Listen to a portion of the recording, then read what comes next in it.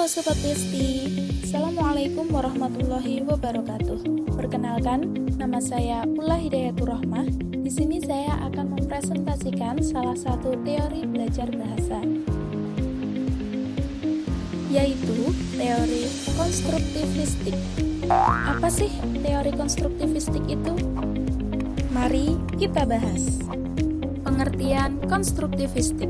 Kata konstruktivistik berasal dari akar kata konstruktif yang dalam KBBI berarti memiliki sifat memperbaiki, membangun, serta membina dalam istilah psikologi.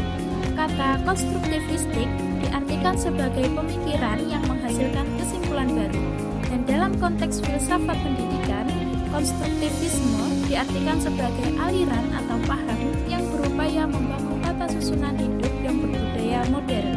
Dengan demikian dapat ditarik kesimpulan bahwa teori konstruktivistik secara istilah adalah suatu teori yang sifatnya membangun suatu pemikiran-pemikiran sehingga menghasilkan suatu kesimpulan yang bersifat mutakhir atau baru. Selanjutnya yaitu terdapat para tokoh konstruktivistik. Yang pertama yaitu Jean Piaget. Bahwasanya penekanan teori konstruktivistik adalah proses atau cara menentukan teori atau pengetahuan yang dibangun dari realita. Teori Piaget mengasumsikan bahwa anak-anak harus menggunakan konsep mereka pada dunia untuk memahaminya. Yang kedua yaitu Vygotsky. Pengembangan intelektual bisa dilihat dari segi histori serta budaya pengalaman individu dan juga bergantung dengan sistem-sistem syarat yang berpedoman dengan simbol-simbol yang dibuat guna mempermudah dalam berpikir, berkomunikasi, serta menyelesaikan permasalahan. Yang ketiga yaitu Maria Montessori adalah tokoh konstruktivistik dalam periode awal yang mana pada zaman tersebut berbagai pendidikan masih banyak mampu menyerap informasi. Ia mempunyai kemampuan untuk belajar secara otodidak dan dalam hukum perkembangan tertentu, pertumbuhan perkembangan kognitif manusia terjadi melalui beberapa tahap.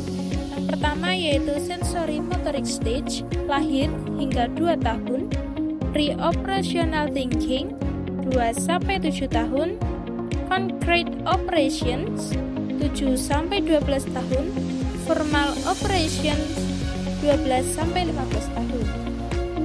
Yang keempat yaitu Jerome Bruner. Pembelajaran akan berhasil menurut perspektif Bruner adalah jika proses belajar tersebut diarahkan pada konsep dan struktur yang termuat dalam tema yang diajarkan. Berdasarkan pendapat Bruner, materi yang mempunyai pola atau struktur tertentu akan lebih mudah dipelajari dan diingat oleh anak. Untuk yang kelima yaitu John Dewey, berpendapat bahwasanya pendidikan seyogyanya mencontohkan kehidupan bersosial dengan cara luas, serta bahwa tingkatan harus digunakan guna menyelesaikan permasalahan yang ada. Untuk yang keenam yaitu Tasker. Teori belajar konstruktivistik lebih menganjurkan bahwasanya terdapat 3 hal yang wajib tersedia dalam suatu proses belajar. Antara lain, yang pertama, peserta didik berperan aktif dalam konstruksi pengetahuan yang bermakna. Yang kedua, mengaitkan antar ide-ide baru sangat penting dalam proses pengkonstruksian. Yang ketiga yaitu mengaitkan antara informasi yang baru diterima dengan gagasan-gagasan yang dikembangkan. Lanjut ke materi selanjutnya, yaitu prinsip-prinsip konstruktivistik yang diterapkan dalam proses belajar mengajar adalah bahwa pengetahuan tidak dapat ditransfer begitu saja dari guru ke peserta didik. Peserta didik harus mengkonstruksi pengetahuan mereka secara aktif dan terus-menerus, sehingga selalu terjadi perubahan konsep ilmiah nantinya dan juga akan memunculkan ide-ide baru yang akan menjadikan proses pembelajaran menjadi lebih bermakna. Teori ini juga beranggapan bahwa pembelajaran akan lebih efektif dan efisien jika dalam prosesnya guru melibatkan peserta didik secara aktif. Selanjutnya yaitu mengenai kelebihan dan kekurangan konstruktivistik. Yang pertama yaitu kelebihan. Peran guru dalam proses pembelajaran adalah sebagai fasilitator. dapat mendorong peserta didik menjadi lebih aktif, kreatif, serta mengajarkan mereka untuk selalu berpikir kritis. Pembelajaran menjadi lebih bermakna, perbedaan individual menjadi lebih terukur dan dihargai. Untuk kekurangannya yaitu terdapat perbedaan antara pendapat peserta didik dengan pendapat yang dikemukakan oleh para ahli. Penerapan teori ini akan membutuhkan waktu yang tidak sedikit karena teori ini menuntut peserta didik membangun pengetahuannya sendiri. Kondisi di masing-masing sekolah juga berdampak pada aktivitas siswa dalam membangun pengetahuan dan aktivitas siswa yang baru. Materi selanjutnya yaitu tentang implikasi. Berhubungan dengan implikasi ini terlalu banyak, nanti bisa di pause ya untuk dibaca teman-teman.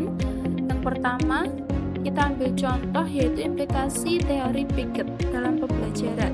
Yang pertama, merumuskan tujuan belajar, memilah bahan pembelajaran, membuat tema-tema dengan memungkinkan akan dipelajari peserta didik dengan cara aktif, memilih serta menyusun proses pembelajaran yang sesuai dengan tema pembelajaran, menyiapkan bermacam-macam pertanyaan yang bisa menciptakan atau menimbulkan karakter kreatif peserta didik. Nah, untuk Vygotsky bisa dipelajari. Selanjutnya yaitu Brunner mengemukakan bahwa seorang guru dalam perspektif konstruktivistik adalah seseorang yang akan mendorong dan menerima inisiatif dan otonomi siswa, mendorong siswa untuk memakai bermacam-macam bahan termasuk data mentah. Mereka harus menanyakan tentang pemahaman konsep siswa terlebih dahulu, memberi dorongan kepada peserta didik agar terlibat pada percakapan dengan pendidik serta dengan orang lain, memberi dorongan inquiry peserta didik melalui memberi pertanyaan terbuka dengan penuh pemikiran serta memberi dorongan peserta didik agar saling memiliki pertanyaan. Yang terakhir yaitu kesimpulan implikasi. Kesimpulan dari peran guru dan peserta didik menurut konstruktivistik adalah peran peserta didik sebagai konsumen ide telah bergeser ke arah peran produser ide.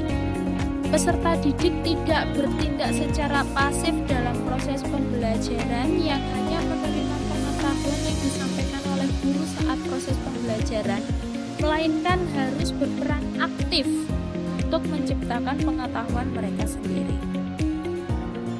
Nah, itu tadi Sobat Besti, salah satu materi teori belajar bahasa, yaitu teori konstruktivistik.